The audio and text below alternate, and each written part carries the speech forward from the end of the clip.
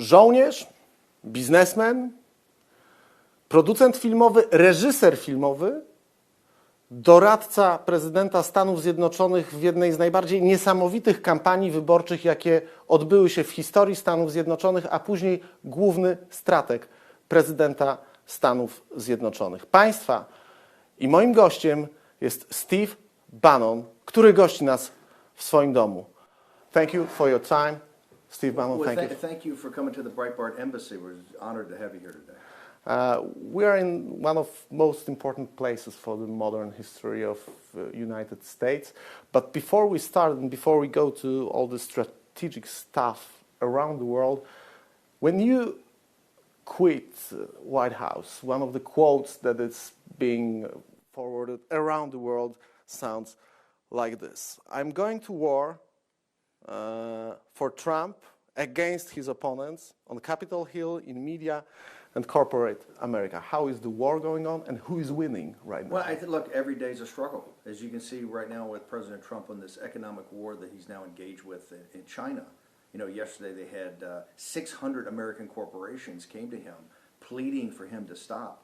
You know, remember, Trump is an agent of change. The reason he's president of the United States, and we'll get into this a little later in the conversation, we won the upper Midwest, which has, you know, a number of Polish Americans in states like Pennsylvania, Ohio, Michigan, and Wisconsin. The reason he's president of the United States is that working class people, what we call the deplorables, rejected this concept of America in decline. And our elites are very comfortable with America being in decline because they understand they can make just as much money on the way down as the way up. Trump stands in exact opposition of that. And that's why working class people have had his back. But every day, your audience should understand, he takes on Wall Street, he takes on the large corporations, he takes on the Republican establishment, who really only support probably 50% of his agenda. So every day here's a struggle, and that's not even talking about the Democrats and the mainstream media. So Trump, you know, I made a film for the 18 midterm election called Trump at War.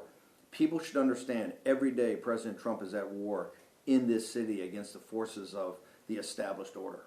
Actually, 2 days ago, Joe Biden said that he wants America to be America again, not America being great again, as the slogan of Donald Trump. Well, you know, it's interesting you picked up on that. What he had done is that a couple of weeks ago, he mocked President Trump, saying, how can you go after China? You know, the Chinese Communist Party guys are good guys, right? And they're not a threat to the United States. They're not a strategic competitor. And he got blasted for that. He shifted the other day. I had written an op-ed for the Washington Post saying that the Chinese Communist Party, just like the Russians had been back in the Soviets had been back in the 60s, 70s, and early 80s before Reagan, that this was now an existential threat to the United States and even greater than what the Soviet Union was, given China's economic strength. Biden took that phrase and said, it's Donald Trump is an existential threat to the American people. So you're now engaged in this 2020 campaign. The stakes not only couldn't be higher, the viciousness of this campaign is going to be something unparalleled in American political history. Before we move to American political history, there is major news from the Polish perspective, that's for sure. Some of the analysts in Poland say that the deal made between President Trump and President Duda is a strategic shift in terms of geopolitics, in terms of history, in terms of modern history of Europe. What are the reasons for Donald Trump to sign this deal, to decide on deploying American troops on ground in Poland, and his general policy towards Poland? It's very simple. Poland is the key that picks the lock. I mean, Polish leadership in the Three Seas Initiative has really united what was, you know, the old Eastern Europe under the Soviet Union into a geostrategic kind of block or a geostrategic entity that I think, along with Central Asia and the littoral nations around the South China Sea, are the three most important geostrategic areas in the world in the next 50 years. And whether the world is free market capitalism and living under democratic freedoms, or whether they devolve into totalitarian states, I think will be played out in those three regions of the world. Poland is absolutely essential. It is the reason that the first, I really think, state visit that Trump had in the first year of his thing. Remember, we went to Riyadh, to Jerusalem, to Rome very early in May, and then did some G20 stuff. But really the first visit was to Warsaw in August of 17, that was done for a reason. One was to emphasize how important Poland is, not just to the United States, but to the entire West. If you go back and look at that speech, which I still think, along with his Normandy speech and the speech in Riyadh, are the three most important speeches Donald Trump's ever made. He lays it down right there that as President of the United States, his central focus is the defense of Western civilization. And to say that in Warsaw on the anniversary of the Warsaw Uprising, to me, just re-emphasized how important Poland is, right, to Europe, how important Poland is to the West, and how important Poland is as a strategic partner to the United States. And it couldn't have been played out better, I think, than this week, which really, quite frankly, was with all the pressure on President Trump and other areas, was the single most important thing that happened in Washington this week. And I will tell you, from the perspective of people in the Capitol, it shows you the prominence that Poland plays in the Trump administration and kind of Trump's geostrategic thinking.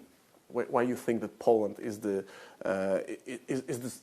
key player and the key region in the world right now? Well, first off, it's the Three Seas movement, the uniting of that kind of that what's traditionally been the piece that kind of ties together Russia, that part of Eurasia, with Europe and the United States. Number one, it's the geography of it. Number one. Number two, and I think most important, is the Polish people. I mean, the Polish people. Let's go back in time. I just talked about this existential threat of China to the United States and to the industrial democracies. Let's go back in time to the 70s and 80s. It was Poland that was the tip of the spear. It was Poland that really led the New Freedom movement. You know, Reagan could have never have accomplished everything that he wants to accomplish if it had not been for the Polish people. And so the Polish people understand what living under totalitarian dictatorship is. The Polish people understand, how important what freedom is. And I think that is why you have this kind of binding of really what Trump's America First, which doesn't mean America in retreat. It means really, starting to prioritize American strategic, where it's in the vital national security interests of the United States. And that's why. So I think it's Poland's, one, it's its location, but I also think it's the Polish people. And sometimes I realize, living in a country, you don't understand maybe the implications or effects you've had throughout the world. The leadership of the Polish people, the grit and determination of the Polish people to not just yearn for freedom, but to take to the streets and take their freedom back was central to really the throwing off of the yoke of the Soviet Union and the destruction of that empire. It was the first chess move, right? And look, you had Pope John Paul II. But what he epitomized, I think, was not just bringing the Catholic Church, but kind of this grit and determination of the Polish people that we're not going to be held under the yoke of tyranny. Right now, that symbolism and what the Polish people did back in the early 1980s is playing out in the streets of Hong Kong as we see it today. It's those young kids are just like the people in Poland back in the 80s. They're saying, we know what totalitarian is. We're not going to do that. We want capitalism, right? We want democracy. We want freedom. And we're prepared to take to the streets, and we're prepared, like in Poland. Remember, if the Polish people in the early 1980s had not basically said, we don't care if you kill us. We don't care if you shoot us in the streets. We are not going to back down. It's that effort of people saying not to back down. I think that's what's so important today, and I think that's why you see a bonding of the United States and Poland, and I think you're seeing it played out in real time with how Donald Trump is showing not just tremendous respect, but saying, hey, you're a key strategic partner. Let's work together to advance freedom. Those were words in Warsaw. Now we got action. Yes. We got a deal, and the action because the American troops are already in Poland, on Polish ground. And people should not underestimate the power. First off, the troops, my daughter's an Army captain. She served. And you were a former military. I'm a former naval officer. My daughter is a West Point grad Army captain, served with the 101st in Iraq. Her second tour was when they took they took the tank brigades all the way from Baltic, all the way through Poland, down into, down around Ukraine and into Germany. It is very symbolic in the United States, and particularly the military, to know that we're forward deploying essentially an additional 3,000 troops into Poland, and particularly the composition of this group. This group is going to be elite special forces operators, a logistics chain, etc. I think you're seeing the beginning of not just the F-35s, advanced technology, intelligence sharing, the most advanced weapon systems we have, and really elite troops that are now going to be working hand in glove with the Polish army. So this is quite significant, and I think it's historic. The trip the other day was a historic trip. Don't underplay that. That was a historic trip of what was accomplished and the actions that took place less than a year after the Warsaw speech. So the direction of this relationship, to me, couldn't be stronger. Many people tend to look at those decisions in terms of not only geostrategic business right now, but also they look at it in a way as if the Cold War era just ended, because there was no American troops, no NATO troops except Polish troops for such a long time, for over 30 years after the communism collapsed. So this issue, when you talk about Ronald Reagan, do you find Donald Trump's presidency in these terms some kind of continuation of Ronald Reagan policy? I think there's essentially a shift. I think that what he understands in America First, that's why we went to Riyadh, the centers of where the future is being driven, right? And that's why the 3 C's initiative is so important. The center of gravity may be different. I think there's an understanding, and this is why when he went to Warsaw, if it had been any other president, that was probably one of the most provocative speeches ever to Russia. I mean, he didn't get credit here because the mainstream media is obsessed with Trump's relationships with Russia. But well, he is being framed as a Russian spook, and still he deploys American troops on the front line against Russia, and he's still arranging the decisions that are most anti-Russian decisions ever made in this crucial region of Europe. I don't need to tell the Polish people what a liberal, out-of-touch media can do, right? Because you have to live with that every day. And the people in Europe and many countries like in Hungary and in Italy and in Poland have to live with that. And your guys are working through that. But here, you're exactly right. I mean, the mainstream media, makes it look like, Trump's in some sort of relationship with Putin. And I say, if you look at the objective facts, I said, first off, that speech in Warsaw was a throwdown, right? And he called out Germany. He says, hey, we're here. The central mission we have is the defense of the West, okay? But we have to unite and work together. And he talked about how can you, in the meetings before leading up to that, he says, how can you say that, you're so concerned about Russia and you're cutting these natural resources deals that basically make you a captive of them. We're here to offer an alternative. And, our Polish partners, our allies in Poland have kind of picked up with that to understand that you have to do this. Now, I think longer term, I'm a huge believer in that in longer term, we have to somehow get Russia on our side of the football. The geostrategic issue of the 21st century is going to be China, okay? China is this radical cadre. And the Polish people saw it in the Soviet Union back in the 50s, 60s, 70s. What you have is a radical cadre in China that's running China and starting to expand just like the Soviets were. The problem we have today is that there's a pretty big gap between particularly Russian behavior and what's acceptable into the West. And I think we're going to have to work that through. That's why I think Poland is the key that picks the lock. If we're to do this, right, it's got to be Polish leadership. The one great thing that I see is you've got a generation of new leaders coming up. I mean, I think you see this in the European parliamentary election. Remember, I just spent 6 months of the last year, the time I didn't spend here, campaigning and working on the grassroots movement to back of Trump for the 18 elections, I spent in Europe. And Poland is looked at as now as a leader in Europe, particularly in this kind of populist, nationalist, not trying to destroy the European Union, but saying, hey, we don't want a United States of Europe. We don't want Poland to be South Carolina to Germany's North Carolina. We want Poland to be Poland, but you're at the vanguard of that leadership. And I think, look, one of the disappointments or the things I think still have to be worked through is the uniting of the populist nationalist entities in these different nations into some sort of one supergroup or part of a supergroup that move in unison against the EU. We will move to the European Union right now because there is also one of the issues that seem to me a common part of the geostrategic and military perspective that we are talking about and this European perspective. The words of Donald Trump that those troops, part of those troops, which are going to be deployed in Poland, will come from Germany.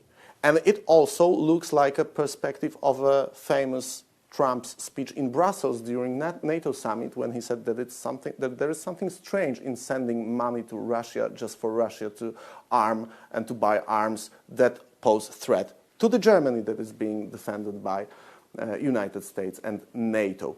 What are the reasons for pointing Germans? Yeah, well, look, Is that correct? The Brussels speech was very important. Remember, there's not a bigger proponent of NATO than Donald Trump, right? Donald Trump, we did not create, and Donald Trump did not create the 2%. That came up in 2014 in a collective agreement among the NATO nations is that this is what we have to do to have a robust defense, whether that's against Russia or threats coming out of the Middle East now in North Africa. And everybody was in agreement that the individual militaries had kind of deteriorated. The point of America First is that we're not looking, the United States is not an imperial power, right? We consider ourselves a revolutionary power, okay? And we're not looking for protectorates. That's what the lesson of Poland is so important. This is what the Polish people have done. Remember, you are one of the few nations in NATO that have stepped up and reached the 2%. Well, because we remember the threats. We are aware of the threats to our everybody else sovereignty. is aware of the threats too. They've just decided for other internal social dynamics, right? And look, I'm a huge believer in the Alternative for Deutschland movement in Germany, and I think that look, obviously Germany's got a lot of issues to work through. You've got Merkel, who I think has been a disaster, not just for Germany. I think she's been a disaster for Europe. But Trump understands this. I think what Trump was trying to do and saying, hey, look, as allies, right? We're not looking for protection. We're not looking to tell Europe to do it. We're not looking to tell Poland what to do. We have certain things that bind us together, have binded us together historically, and particularly in modern history, where we have united, okay? We have put down the fascist uprisings in the 30s. We have confronted the totalitarianism in Europe in the post-war era, and we destroyed that. Now, once again, we're called to another call of defense of freedom against this expansion of China. And I think that's why Poland's so important. And here's what I think most important. Poland's done this without being goaded. I mean, this is what I meant about leadership and about people. You are taking leadership, the leadership in NATO of doing that. And what the United States, I think the reason with the troops, they say, hey, the Poles get it. The Poles understand not just what the threat is, the Poles understand the sacrifices that have to be done in order to have freedom and to pass and to bequeath that freedom down generation to generation. It's very unique. I don't think sometimes maybe it's so much going on in your internal politics, you understand what a beacon you are to other people. And I will tell you, what's going on in the streets of Hong Kong, trust me, they are inspired what went on in the streets in Poland in the early 80s. The fact that you have a historical memory of that, and the fact that you have politicians that can act upon that, is quite powerful, and I think it makes you a natural partner and ally to the United States. The revolution in Hong Kong is also a revolution against the communism. The communism that nowadays, now in 2019, looks differently than looked in 1989 when the tanks were killing students on the streets of Beijing. But this is still the same system. And Russia is still the same system. You got the colonel of special forces being a president right now, and actually you do have a special forces, secret services that own country, which is quite opposite to the situation in normal countries, where countries possess. I would disagree with you there. I think with what's happening in Russia is certainly not perfect, okay? But you go back in time, it is not the Soviet Union. It is not what the Polish people stared down and really helped break in the 1980s. Okay, that was a vicious dictatorial power that eviscerated not just the church but any intellectual leaders. You know, one of the guys I'm very close to, Matthew Turman's father. These great leaders you had of freedom, right, in Poland, they would understand the Soviet Union, and China is that today. The radical contrary. Here's the reason. That's kind of gangsterism. Isn't it the only difference is the economical power between China and Russia? China is much more powerful than Russia nowadays, but Russia is still one of the biggest nuclear arsenals in the world. They are running a war in Ukraine. They are present in Syria. They try to invade Georgia. They are very aggressive. They are killing people on the streets of Western cities. They are having Skripal case, Litvinenko case. Smallest catastrophe. It's a system that has a lot of bad guys. It's a kleptocracy. They have a lot of issues to work through. But it's not the systematic, It's not the systematic exploitation you had in the 1980s. To me, there's just no difference. Also, as bad as it is, okay, there is a way that we can work together. One of my overall goals, and I think this is one of the reasons I spend so much time in Europe, we have got to unite the Judeo-Christian West. Okay, Russia is a part of that. Russia has a European part of that, and it's not going to be easy. And I understand that's why you guys have seen the worst of it. But it might be possible. This is why you can. This is why I keep saying Poland's the key that picks the lock, because it's your leadership that I think will be central, not just to Europe but to the United States as we try to do this over time. It might be possible. Because you guys, not just do you understand how bad it was, just not that you were at the receiving end of how bad it was, you had the courage to stand up to it, right, in the streets, and it wouldn't have been broken if it was not for your courage.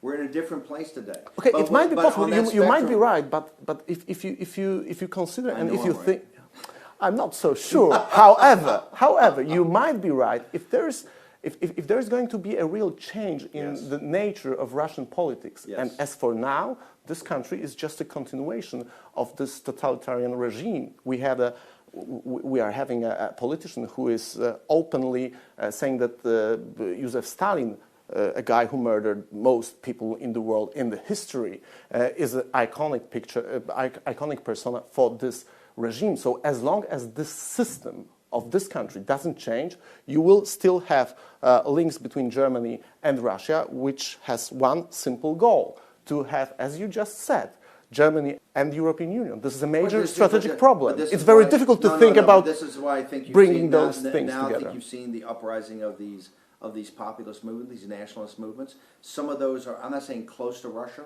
but understand that Russia is a part of Europe, and over time that has to be kind of put together, and that's once again why Poland is the key player here. It'll be the wisdom and strength of the Polish people that get us there. If we're ever to put this together, and for the world to live in peace and harmony and prosperity, it's the leadership of the Judeo-Christian West that will get us there. Okay? Well, as a civilization and culture, and this is not exclusive. The power of the Judeo-Christian West is it's inclusive. The kids in Hong Kong today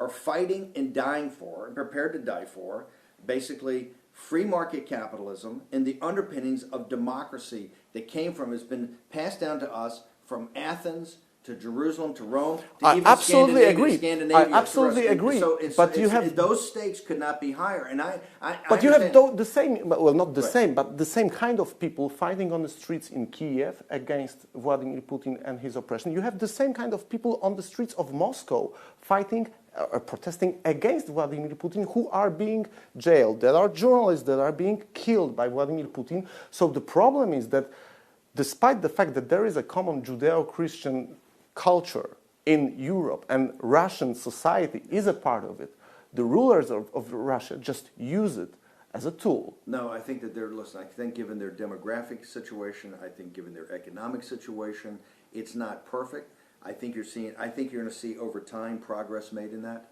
I realize that they are heavily armed from the Cold War, right? We're not going to wave a magic wand and have that go away.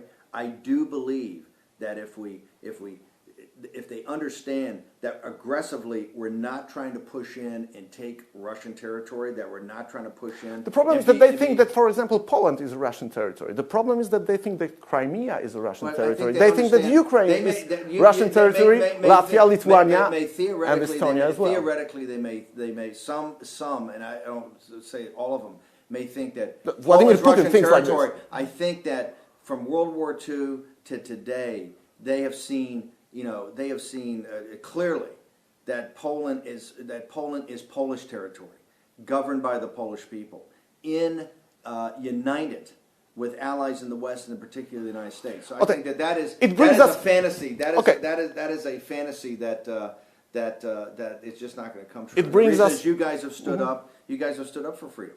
It brings us to the very interesting issue. The toxicity in this town, Washington D.C., of anything Russia, okay, to me thwarts us from some reasonable approach going forward, okay, to try to put things together while we have an existential threat. And you guys in the middle of it. This is about Huawei. The inroads of the Chinese Communist Party. You got to remember, let's put it in perspective. With all the weapons they have, Russia's economy is the size of New York State. Okay, it's in a demographic death spiral. It makes nothing on technology, anything anybody wants. What it is a natural resource play. Okay, they have kleptocrats and a lot of bad guys making bad decisions. But when you look at the reality of what China is, and China has designated Poland in the Three Seas movement, this is why Huawei is in Poland trying to take over your telecommunication system. That's true, and that's threat to Poland and its allies. But the problem is, I don't know if you're aware of the fact that China is running its naval operations on Baltic Sea against Poland together with Russia. Those are allies, and those are allies. I would not say they're allies. Well, they work together. They work together on Baltic Sea against Poland. If we don't take care of the toxicity of the environment here between the United States and Russia, if we do not have a partner in Poland that can help work through all these things, they will be allies. And if there is overall a strong ongoing alliance between Russia and China, the 21st century is not going to be pleasant. And this is the thing we are agreeing on. Okay, this is why issue. with all the issues, with all the problems with Russia, particularly the post-Soviet Union Russia, with all those problems, if we don't, through wisdom and leadership and discipline and strength, work together to try to somehow work through those, if China and Russia are united, and particularly this radical cadre, the Chinese Communist Party that run it, if they're united with Russian resources and Russia's geostrategic location, the 21st century is not going to turn out well. And the book, I think the title of this book is Silent Fleet, and it's an idea of a war between United States and China with Russia as a Chinese ally is a picture of this potential perspective. But this brings us, it's not pleasant. And it's not a pleasant perspective. But this brings us to the very interesting thing that is going on right now in Europe, and you are a part of it. Because the populist movements in Europe are part of a real dilemma that people in Europe do have. And this is the same kind of dilemma I assume that you had here in United States, what brought Donald Trump to his presidency. What is the core nature of the problem and of the shape of political populist movements in Europe that you seem to look at very closely? Because I think what Brussels tried to do is what Washington's done to states in the United States. What the program that Macron laid out, the Merkel-Macron program, is the logical conclusion of what Jean Monnet and these guys envisioned back in the 50s, a United States of Europe, to really turn these individual nation states into administrative units. That Poland would essentially be South Carolina to Germany's North Carolina. Italy would be Georgia to France's Alabama. In other words, you'd be essentially administrative units. The central rejection that you've seen over the last couple of years is to these bureaucrats in Brussels. Right? And it's not that, and I understand in Poland, you've gotten tremendous value being part of the EU, but you're Poland, right? With your own set of issues, your citizens, and this is pushing down this kind of Westphalian system that's worked for 300 years of the nation state, is that citizens, free citizens, have the most control and the most possibilities to have freedom in their own life by having elected officials in that country that report to them and not ceding their sovereignty to some central bureaucratic apparatus. That's what happened in the EU over the last 20 years. And you see in people that rejected this back in the early 90s, in Switzerland and Norway, they said, hey, look, we like the common market. We like the integration commercially. What we don't want is to give our sovereignty up, and we're going to vote out. And both of those nations stayed out, I think, much to their benefit. What you see today in this populist nationalist revolt has basically been against that. Now, here's what's interesting. A lot of those people not feel affinity, but they say, look, we should start to have some sort of dialogue with Russia. So you see with Salvini or Nigel Farage, this populist movement, have that. I don't think that's the worst thing in the world. You have to remember, as a young person, I spent 4 years of my life at sea, in the Pacific, in the Persian Gulf, in the North Arabian Sea, on a Navy destroyer hunting Soviet submarines. That was our mission, was to hunt. We were an anti-submarine warfare ship, ASW. We hunted Soviet submarines. When I went back to the Pentagon as a junior officer for another 3 or 4 years, I was an aide to the chief of naval operation on the day that Reagan took his inauguration. As a very junior officer, I saw the implementation of the war plan to destroy the Soviet Union. So I've got skin in the game. I don't come at this naively, not understanding they're bad guys, but I do think it is actually a positive thing that we have populist nationalist movements that say, hey, look, in Italy and in France, in the United Kingdom, and in Poland, we want to kind of figure out our own way. And yes, we're allies in NATO and we're allies with the United States, but I think it's very powerful for citizens. And look, I disagree. In Italy, one part of the government, the five-star guys, have wanted to sign and have basically forced the signing of a MOU with China for One Belt, One Road. It's going to get to be a big issue in Poland when the Chinese come around with big checks and the ability to build big infrastructure, right, which it looks like it's all for free at the beginning, right, understanding this is the British East India Company model of predatory capitalism. It looks very powerful. But I've said in Italy, I think as long as the Italian people are engaged in making those decisions, that's what this entire populist nationalist movement is about. It's subsidiarity. It's making sure the little guy gets a voice and he's in control of his nation state. And I happen to be a huge believer that the West, and particularly people in the West, have sacrificed, that understand Normandy, that understand World War II, that understand Poland and the uprising, that understand our confrontation with another dictatorial power after the fascists were defeated in the 40s in the Soviet Union, will understand and bind together to basically confront the great threat that we have, which is the Chinese Communist Party. I think that the major problem in case of Russia is that in Central Europe, in the 3C initiative, we do have a memory of being on the bad side of the Iron Curtain.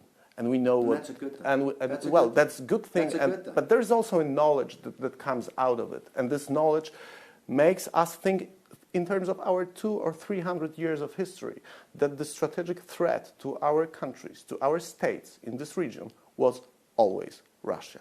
And it's a sad thing and sad memory of this area. And this is the reason, for example, why Lithuania, Latvia, and the other countries of this region welcomed the deal between President Duda and President Trump with great pleasure. They found it a major important role in terms of protection against Russia. This is why I think the 3Cs initiative is so important. And I said, one of the most important geostrategic.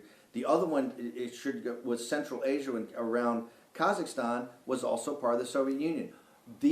Remember, you people have seen the downside.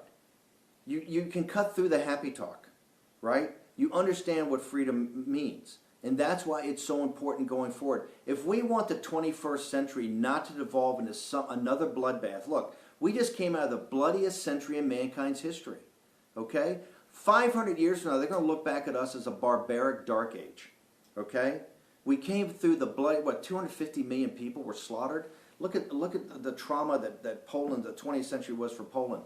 But at the end result of it, okay, we got a nation that fought for its own freedom and came through it, okay? And it has that DNA that is passing down. That is the future. That's why the 3Cs initiative is so important. That's why, and trust me, Donald Trump gets that. He didn't randomly, the Polish Warsaw speech was picked for a reason. The first kind of state visit to go and to honor that and to really give a guidance of what the defense of the West is about was very specifically chosen. To have the president come here and to follow that up, as you said, with concrete actions that talk about advanced technology, intelligence sharing, the forward deployment of troops is another aspect of that. But given that, for us to move forward into this century, that 3Cs, that group that felt the boot on its neck is going to have to be the leader in the rapprochement that has to come. We don't have a choice.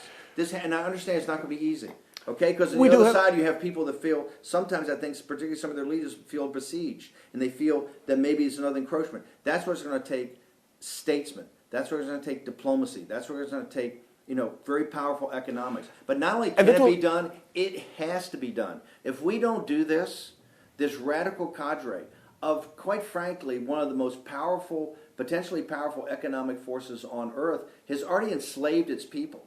Think of it, you talk about, for people in Poland, understand something. The Uyghurs, the Tibetan Buddhists, and the Dalai Lama. the underground evangelical church, the underground Catholic Church. As bad as it was in Poland under the Soviets, it's worse under the Chinese Communists for Catholics. And all of them have support in Polish citizens, in Polish non-profit organization. Exactly. There are Polish people Exactly. supporting all of those groups that you mentioned because we are aware. We do know what does communism means. But there is also another very important issue related to the Three Seas initiative, which is the liquefied natural gas Yes.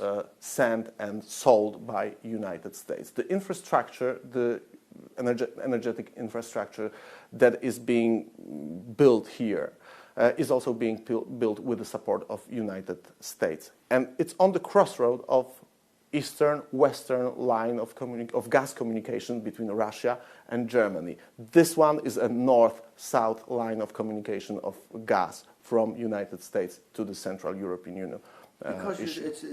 we think that economic integration and economic partnership, remember, one of the powers of Trump's national security, the America First, is that he looked at it as a businessman, very sophisticated. And quite frankly, the Pentagon and the State Department and the intelligence apparatus didn't look at it like this. What Donald Trump's saying, for total national security, you have the military and you have economics. And those things combined really lead to national security. In this town, people have forgotten about the power of the economics. That is the whole thing about what we're doing with liquefied natural gas. It's to partner together, right, and understand there's economic benefits for both. This is why in the speech in Warsaw, and all the lead up to it, he was telling the Germans, you know, I don't want to hear all your talk about, you know, how bad Russia is, and you're cutting a deal with them to really do this, you know, really to supply yourself and make yourself really beholden to them. So I think that the whole liquefied natural gas situation is a tremendous benefit, and that's why I think it's one of the powers of the Three Seas initiatives. You're going to see even more, I think, American and Western involvement in the Three Seas country, and particularly Poland. I think people look at Poland as a terrific, particularly with this government, and a government that really has a strong nationalist point of view, that, hey, we're here for the Polish people. We're here for the benefit of the Polish people. You're going to see it become, I think, a much more robust investment opportunity. And it takes us back to the American politics in terms of the things that we are interested here in Poland. What was the meaning of the Polish Americans in the general election that brought Donald Trump to presidency? As the CEO that ran the campaign from the mid-August to the victory, and was one of the guys that helped set up our outreach to the Polish community, particularly our visit up to the headquarters in Illinois. It's incredibly important. Remember, we won by 71,000 votes in 5 counties, right, in 3 states.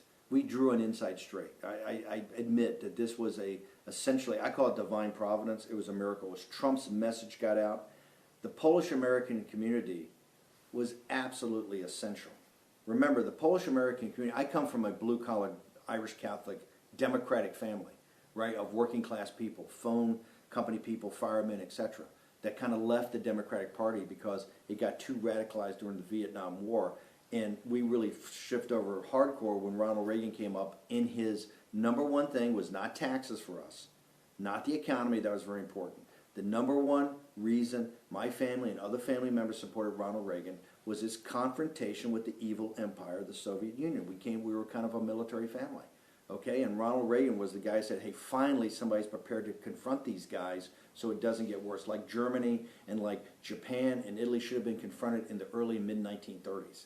Okay, you would have avoided all the madness after that. That's where we supported Reagan. The Polish Americans are absolutely key in Pennsylvania, Ohio, Michigan, and Wisconsin. That upper Midwest, and your audience has to understand something. When we were focused on this and focused on groups like the Polish Americans and going into those states, we were mocked and ridiculed every day on national TV. They said, this shows you that this guy Bannon is a clown. And Donald Trump has no earthly idea what he's doing. They have zero chance of having working class Democrats vote for this crazy billionaire from New York. Okay? But if you went to the rallies and you saw the connection he had, you saw he was talking about basic meat and potatoes issues, about the elites have left you behind, they've shipped the jobs to China, the drugs have come in, we're prepared to make America great again. The Polish-American community turned out in Trump in droves. He would not be president of the United States if those working class Democrats and low propensity voters in Pennsylvania, Ohio, Michigan, Wisconsin did not turn out and give us victory.